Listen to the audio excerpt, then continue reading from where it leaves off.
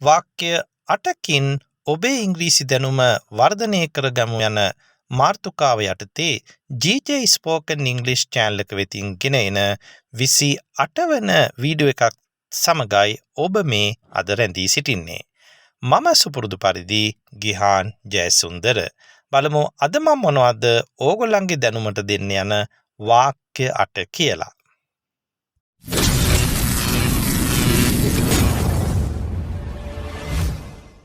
කොහොමද ඉංග්‍රීසි වලින් කියන්නේ කල්පනා කරන්න දෙයක් නැහැ කියලා. nothing to think. කල්පනා කරන්න දෙයක් නැහැ. යන් අපිත් එක්ක ට්‍රිප් එක යන්. අපි යාළුවෙක්ට කතා කරනවා. යන් දැව්වා මිනිහා කල්පනා කරනවා ඉතින් නේ. ඉතින් අපි කියනවා කල්පනා කරන්න දෙයක් නැහැ බයි. යන් ඉතින් අපිත් එක්කනේ යන්නේ. අපි මෙහෙම කතා කරනවා. කල්පනා කරන්න දෙයක් නැහැ. nothing to think. nothing to think. කල්පනා කරන්න දෙයක් නැහැ.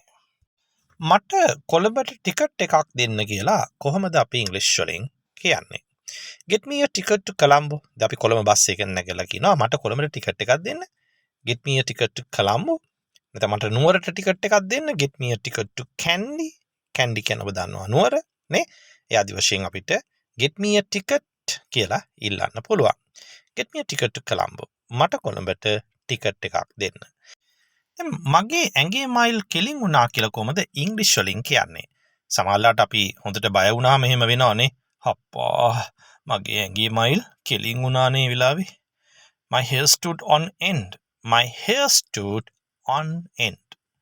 ඒ වගේම ඔයාට විවේක තියෙන වෙලාවක ඕක කරන හදිසියක් නෑ. ඔයාට විවේක තියෙන වෙලාවට ඕක කරන්න. Do it at your leisure. දැන් මේ leisure කියලා කියන්නේ විවේකයට කියන එක විවේක කාලය. ඒ කියන්නේ අපි විවේකීව ඉන්න වෙලාව කියන එක. ඔයාට විවේක තියෙන වෙලාවට ඕක කරන්න කොහොමද ඉංග්‍රීසි වලින් කියන්නේ? Do it at your leisure. Do it at your leisure. දැන් අපි රහසක් කාට හරි කියලා කියනව නේද මේ ගැන කට හොල්ලන්න එපා. සමහර අපි යාළුවෙක්ට කියනවා මේ ගැන කට හිම හොල්ලන්න එපා.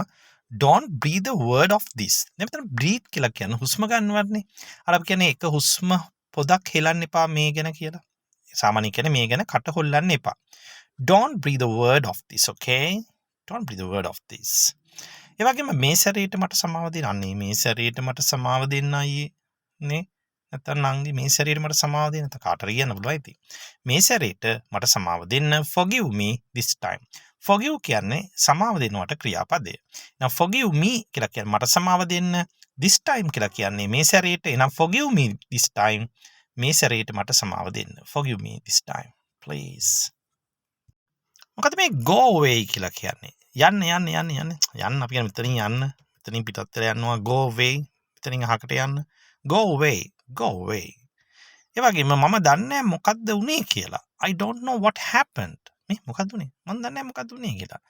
මම දන්නේ නෑ. I don't know. මොකද්ද උනේ? What happened? I don't know what happened. I don't know what happened. මම දන්නේ මොකද්ද උනේ කියලා.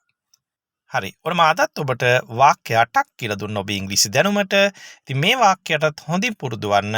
හොඳින් පුරුදු වෙලා ඕගොල්ලන්ගේ ඉංග්‍රීසි කතනයට එකතු කරගන්න.